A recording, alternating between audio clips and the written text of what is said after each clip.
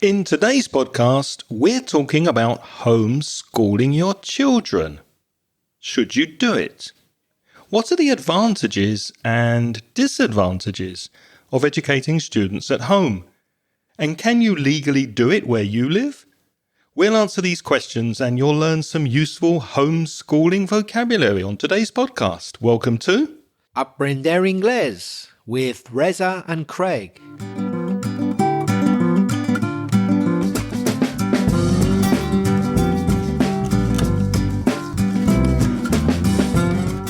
Hello, and if you're a new listener to the podcast, you are very, very welcome. My name's Craig. And my name's Reza. And with more than 50 years of teaching English between us, we'll help you improve your English and take it to the next level. How are you, Reza? I'm feeling fine, apart from a slight frog in the throat. That means I have the necessity to cough because I have a funny feeling in my throat. There's no animal there. There's no real frog. But sometimes in English we say I have a frog in my throat when there's a little tickly sensation, like you've got a little bit of mucus in your throat. So I'm going to try not to cough, but please forgive me if I can't resist. Well, someone who does not have a frog in their throat is Alex, friend of the show from Segovia.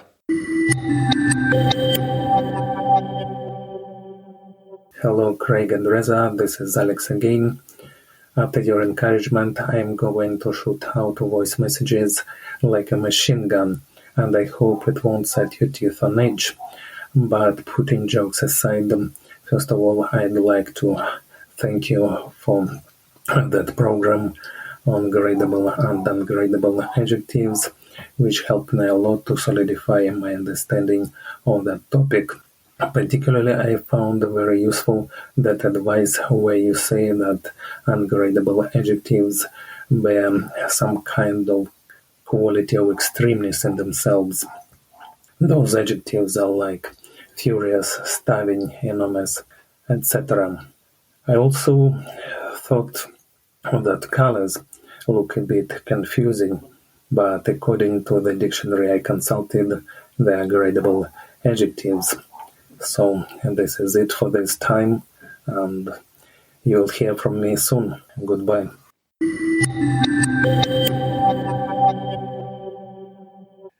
Always a pleasure to hear from you, Alex, and we're absolutely thrilled that you'll be sending us more messages, although I'm not sure about sending them like a machine gun. Don't shoot us, Alex. We're only the podcasters.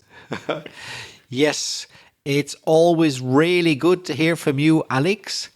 And your message was very clear. However, there was one little thing I would change. You said putting jokes aside, but a more typical collocation is leaving jokes aside. So you were saying something which was humorous, and then you wanted to say something serious. And the typical expression for that is leaving jokes aside. And if you are a new listener, or if you missed that episode that Alex spoke about, gradable and ungradable adjectives, it's episode 508. So go to Inglés Podcast 508 to listen to the episode on adjectives. So our topic for today is homeschooling. Well, you could probably guess what it means. You don't need to be Einstein to work it out. The word home, the word schooling, it means educating children at home instead of attending traditional school. Yep, so we're going to school you, which means we're going to educate you and teach you some vocabulary and look at the pros and cons of home schooling. Let's look at the pros first, the good things, the advantages of teaching your children at home. Of course, it's personalized because you can customize and personalize, and we can use the verb to tailor, Tailor.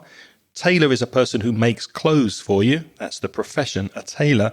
But as a verb, to tailor education means to make it fit you exactly. So it meets the individual needs of the student, the student's interests, the student's learning styles, and obviously the student is your kid, your child. Yes, this is very important, a very important advantage because, of course, most classes in most countries in Europe in school are going to have in secondary school, there's going to be at least 15 people in that class, but there could be 25 or more, maybe even more. So this really is a very big advantage about homeschooling. It's tailored to the individual, and learning styles, which Greg mentioned. It's not always appropriate to read things. Yes, it's very useful to read things, and it's absolutely essential at times, but some learners prefer to hear things, or some like more visual but artistic rather than words. So people learn things better in different ways. Some people respond better to sound, some people to print, some to artistic things, some even to touch, to being hands-on. So that's the great thing about homeschooling, which normal classes can't provide. Another advantage is the flexibility. The schedule or timetable is very flexible. There is a difference between schedule and timetable or schedule, as the pronunciation is in British English. The timetable tends to refer to schools, colleges, universities, also transport, buses, trains, etc. But the schedule is more work schedule, and you can adapt your work schedule to the family routines or to travel or any other commitments that you might have with your family. So it's a lot more flexible to teach your students at home. And if you're traveling, maybe you work in a circus. Let's say you're a circus clown, for example, and you keep traveling from city to city. Well, then you can educate your children while you're traveling, while you're on the road.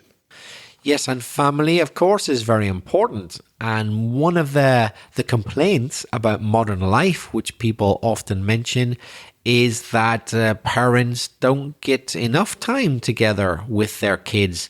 So one of the benefits of homeschooling is that you can create stronger family bonds because you spend quality time together with your kids learning. So fostering, that means fomenting, making something stronger.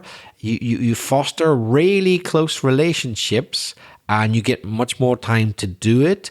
And it's much more personal than just saying, every morning to your kid, oh, well, have a good time at school. Cheerio. I'll see you after 3. Here you get to spend all that time with your kids. Although I can hear some listeners thinking, is that necessarily a pro advantage? I really want to get rid of my kids during the day. I want them to go to school. But we'll talk about the other side, the cons, a bit later.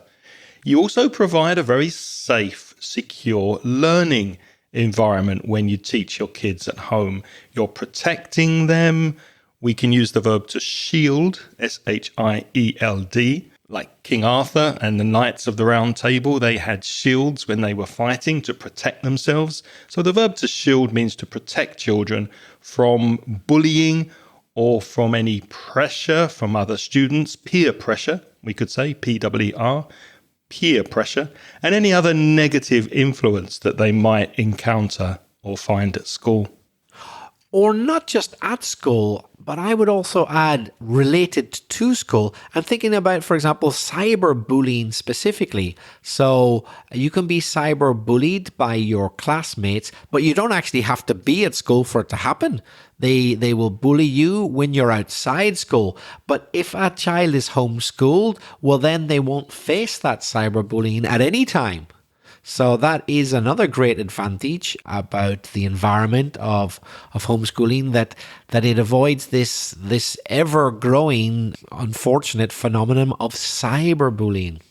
Another great thing is the personalized attention. So it's one-to-one teaching. And one-to-one teaching allows deeper understanding and faster progress. In fact, funny we should mention that. If you're thinking about improving your English, you might be interested in one-to-one classes with me because of the personalized attention. Do you teach other people's children in your house? I don't do that, no, but I do. Well, I do teach them occasionally via internet, via a webcam. So they're not in my house in person, but they are virtually visible on my computer screen in my house. If you're interested in a one-to-one, very personalized class with me, why don't you send me an email? Write to belfastreza@gmail.com. Having said that, there are benefits to being taught English in a group as well, are there not, Craig? There are, because interaction in a group is a lot of fun, and you're also sharing experiences and cultures with people from different countries. So if you're interested in improving your conversation when you speak English and your self-confidence when you're interacting with people, then my group classes might be an option for you. And that doesn't mean you don't get personalized attention, because yes, we're speaking online in a group or in small groups on Zoom. Between the meetings we have, there's the option for you to send me a personalized voice message, and then I will give you direct feedback on your speaking and suggestions on how to improve. So if you'd like more details, contact me. I'm Craig, CRAIG, at inglespodcast.com.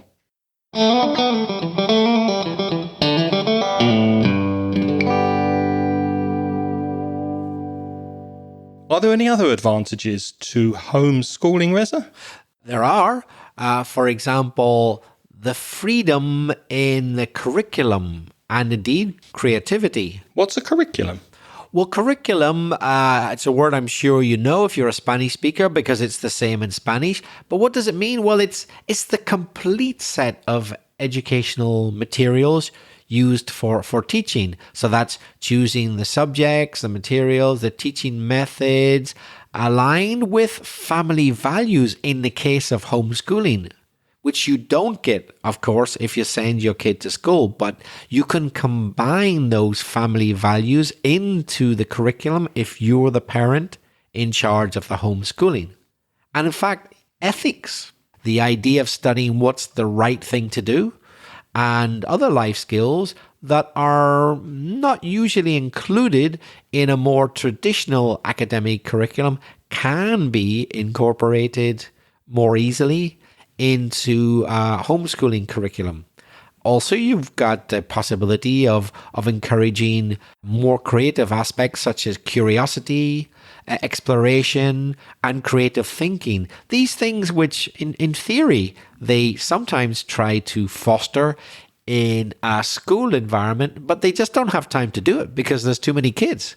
Well, if it's homeschooling, you do have time to do it.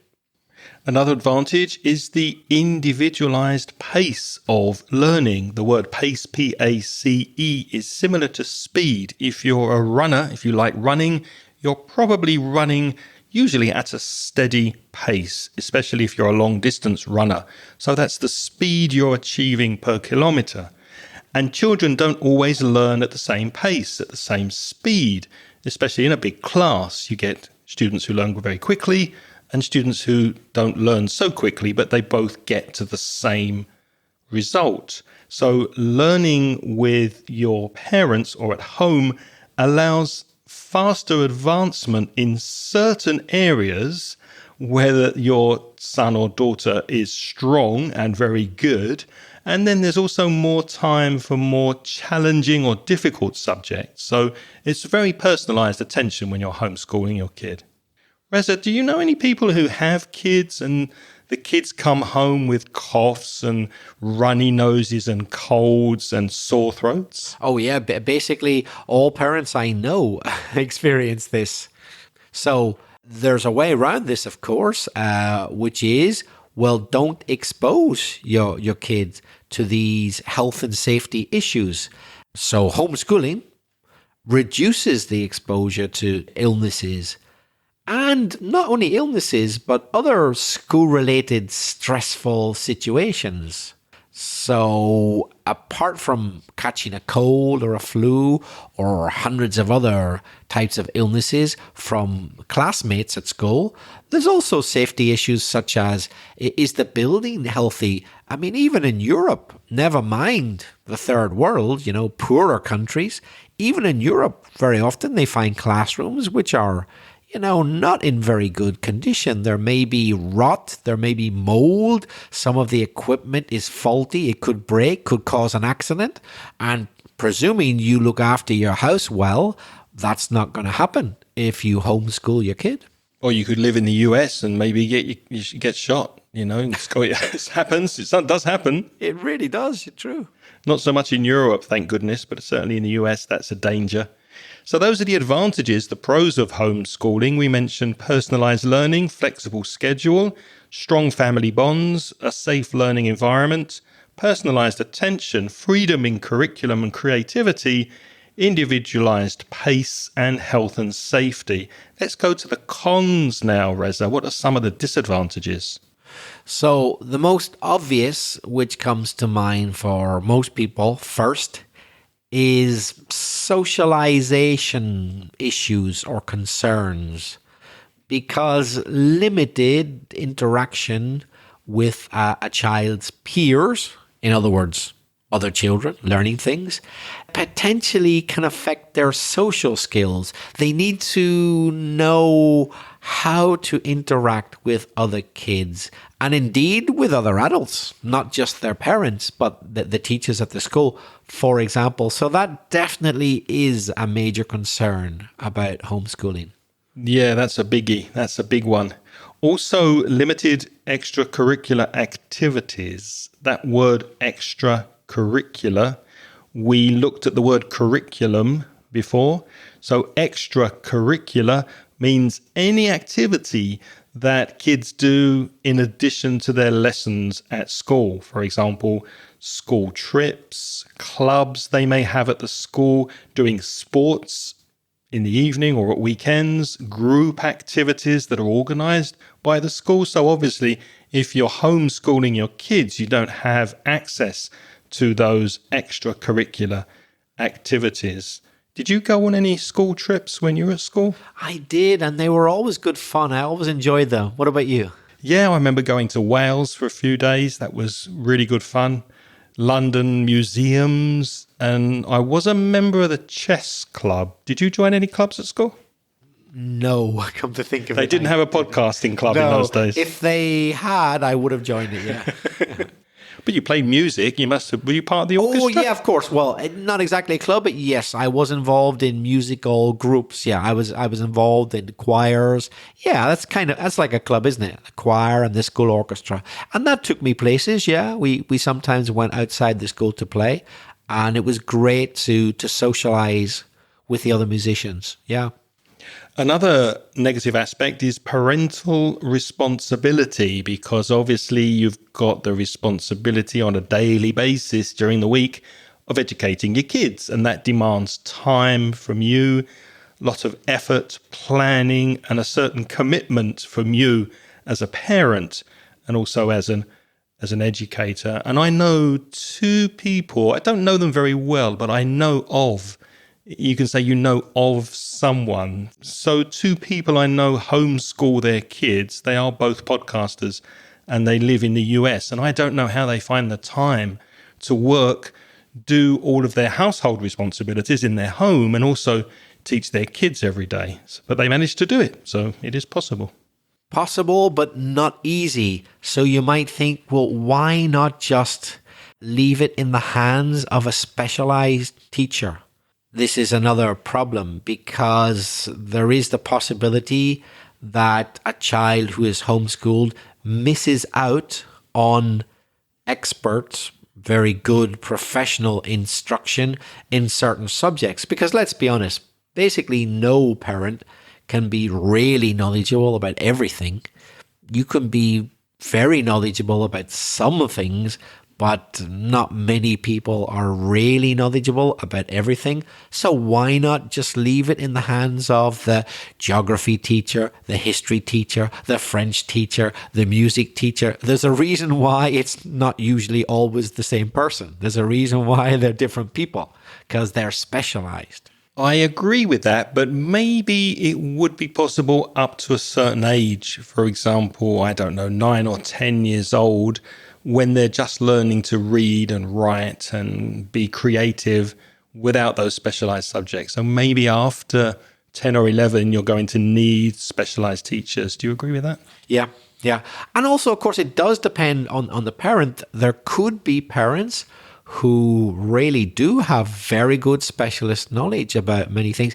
It's so much is down to the parents, isn't it? It's like it depends on what your parents know, whether you're going to be homeschooled well or not. It's as frank as that. You have to be.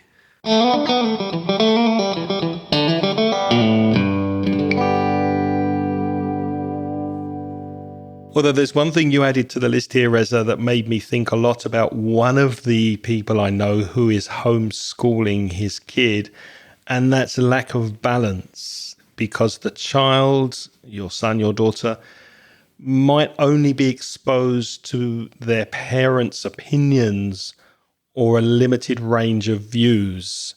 So if a person, let's say, is extremely religious, for example, or has very extreme political views, then that's not really exposing your child to a wide range of worldly ideas. It's very restrictive education. Yes, for me, that is one of the most important drawbacks, in fact. Even though the parent might like to think that they're a very open-minded person, we all have our preferences, our tastes, our opinions. It's impossible to be equally open to all ideas all of the time, I think. And we just have to accept that whether we wish to or not, we probably do guide our children in a certain direction, and we want them to have certain beliefs, even if they don't really want those beliefs. I think it's inevitable that happens, don't you? Yeah, but there is another side to the coin. That expression, another side to the coin, means another way of looking at things. If the shoe is on the other foot is a similar idiom, because in the US especially, lots of parents are criticizing schooling because a lot of the teachers are projecting or influencing the children in the class with their own restrictive ideas, specifically with sexual identity topics. And there are cases of 6 or 7-year-old students in the US who are being told by their teacher that they can choose their sex, that they can be a boy or a girl. And that is leading to 6 or 7-year-old children wanting a sex change operation. So it goes both ways. They could be very influenced by the teacher's personal beliefs. Yeah, that's a really good point. Another possible disadvantage, obviously, I would say, is isolation. I'm talking about the potential, the possible feeling of being on their own, not only for the child, but also for the parents. I mean, if the parents have the responsibility of teaching this child 3, 4, 5, 6 hours a day, that's a lot of time to spend together, alone, just the two of you. That's probably going to lead to a feeling of being isolated, of not being well integrated into society. For the parents or the kids? For both. For both, yeah. For both. Yeah. Yeah, but I would even more the kid, but the parent as well. Good point. There's also the consideration or the topic of standardized testing, which is also very common in the US and certain European countries, where the child has to meet specific assessment requirements. That means that when you are at school and you have these standard tests, they very often classify students so that they can continue to further study or be in a particular range of ability in particular classrooms. So that's not available if you're homeschooling your children. It's difficult to measure your students' progress in an accepted national way. Yeah. Although you could look at this from another angle and think, It could be an advantage. could be an advantage. Are standardized tests really so good? I mean, for example, years ago, there were organizations dedicated to determining your intelligence, your IQ. But not surprisingly, they were mostly based in Europe or the United States. And a lot of the questions they used to test people's knowledge were based on things that Europeans and North Americans are very interested in. But perhaps, for example, Africans are not. So automatically, if you were an African, you came out as not very intelligent. But maybe you knew a hell of a lot of things about what's important in Africa, things which the North Americans and Europeans didn't know about. So is standardized testing always such a good idea? That's very debatable. Another consideration, college and career preparation. You do get some preparation, a lot more now than when I was at school. You do get some preparation for higher education, university applications, advice on future careers. So there's lots of orientation, advice and resources available in the school system to help to guide the student to a successful career or university course. And maybe the parents are not quite so knowledgeable in that aspect. Another aspect to take into consideration if you're thinking about homeschooling your kid is the legal requirements. And in some countries, they already have written down in law certain homeschooling regulations. In other words, you have to make sure you comply with the local regulations. Now, in Spain, it's still a bit of a grey area. That means there aren't rules for everything. There are certain rules for certain aspects, but other things are unregulated. I think in the United States there's a bit more regulation, for example, because their homeschooling is much more common than in Spain, certainly. But it is on a state-by-state basis, so it's not across all of US states the same. It depends on what state you're living in, but it is more flexible there for sure. Yeah, and I wonder, in America, in some states, they possibly even have certain rules about things that you must teach the kids, do they? I have a funny feeling that they do. In some states, the kids must get information about certain things. Not very detailed things, but they must, for example, I think at some states, be taught a certain amount of mathematics. You can't just not teach a kid mathematics. Yeah, that would be illegal. You have to teach them certain things about mathematics, whereas you're not obliged to teach them Portuguese, for example, but you can if you want. Yeah. I think America has that more regulated than Europe on the whole. Yeah, I think you're right.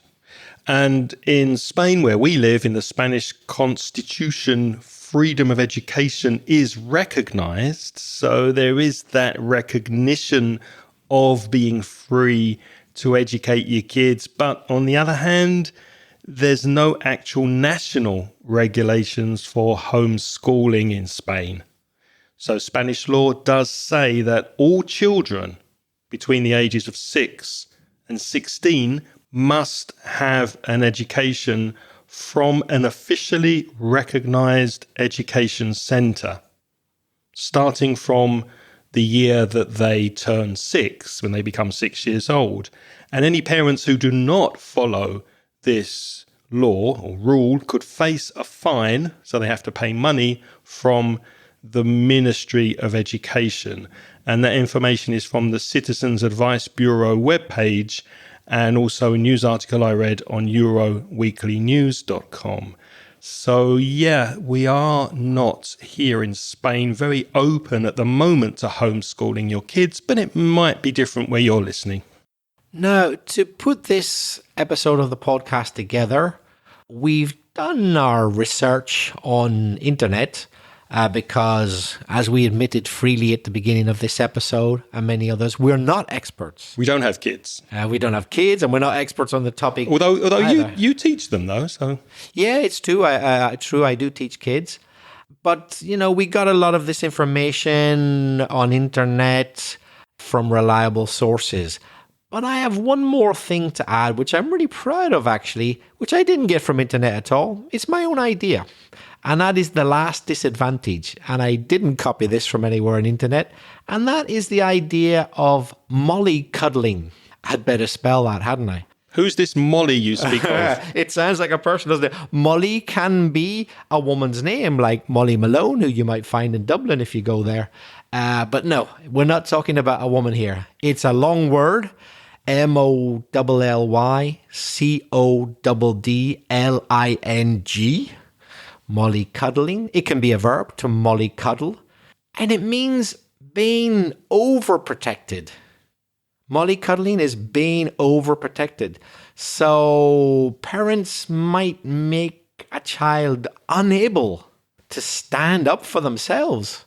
And they might not allow that homeschooled child to independently learn from their own mistakes, away from parental control.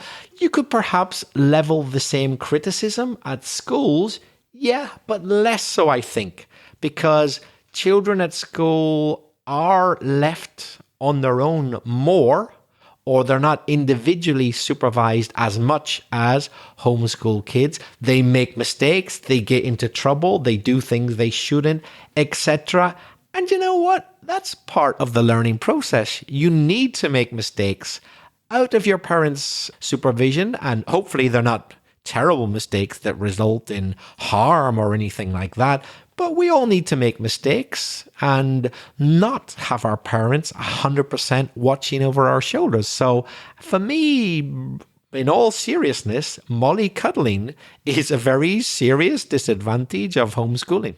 I agree. And I want to add that when I was at school, and I think we need to have a separate episode on bullying because it is a very important topic. And as you mentioned earlier, there's also cyber bullying these days. And Mum did suggest bullying as a topic.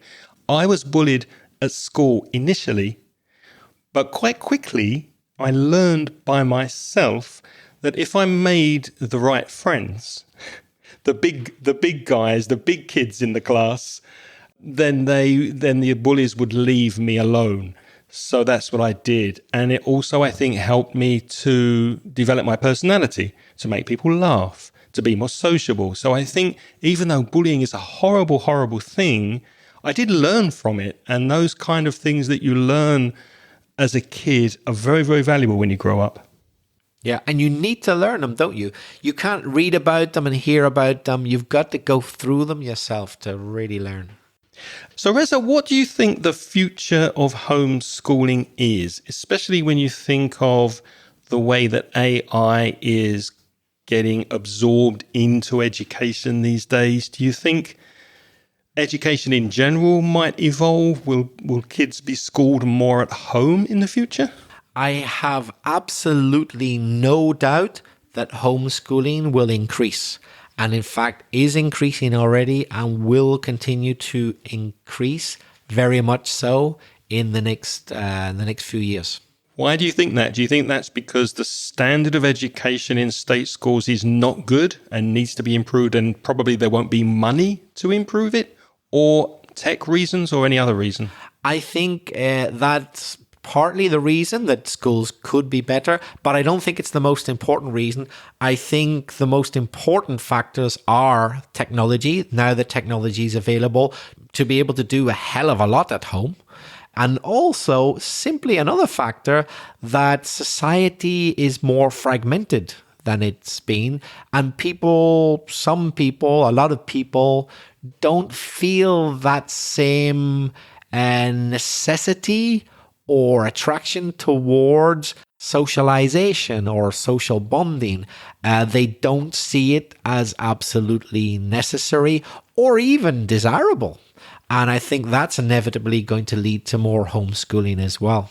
What do you think? You might be right. And I think that would be quite sad. Maybe in a few years, our kids will be homeschooled by robots and they'll use all of the information on the internet to teach them at home. Well, we'll see. So what about you? We'd like you to practice your English now. Is homeschooling legal in your country where you live? And do you or anyone you know homeschool your children? And also, are you happy with the way your child is being educated? And if you would change anything about your child's education, what would you change? You can send us a voice message and give us your opinion, and we will include it in a future episode. Go to speakpipe.com, speakpipe.com/Ingles podcast, and there you'll find a way to send us audio messages. What about written emails, Reza? If you'd prefer to write, you could write to either of us. So you have Craig at inglespodcast.com or me, belfastreza@gmail.com. And if you are a Spanish speaker and you want to study for free, why don't you visit the Mansion Ingles website? That's at mansioningles.com. And if you'd like to pay for some ebooks and audios and courses for self-study, you'll find the store at store.mansioningles.net. As always, we'd like to say thanks to all our Patreon supporters. And it's a program which asks listeners to donate as little as about $1.50 per month. That includes the tax that you have to pay.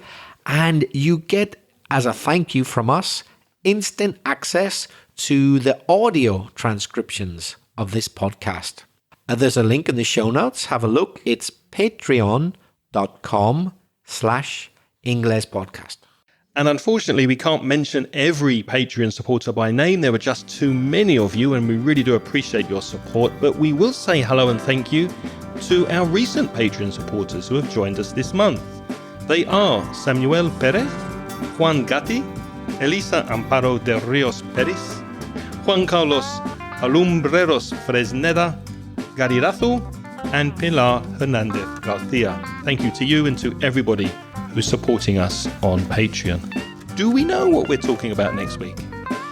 Well, quite often we don't know what we're talking about at all. But the topic... That's never stopped us podcasting, has it? But the topic, no, we'll have to decide. So I tell you what, listeners, send us in some ideas. We'd be more than happy to take your ideas and make an episode out of them. And when you do send us your ideas, make sure you let us know your name and where you're from. If you enjoyed this podcast, please tell your friends so that more people can listen. And until next time, it's goodbye from me. And it's goodbye from me. Thanks for listening. The music in this podcast is by Pitts. The track is called See You Later.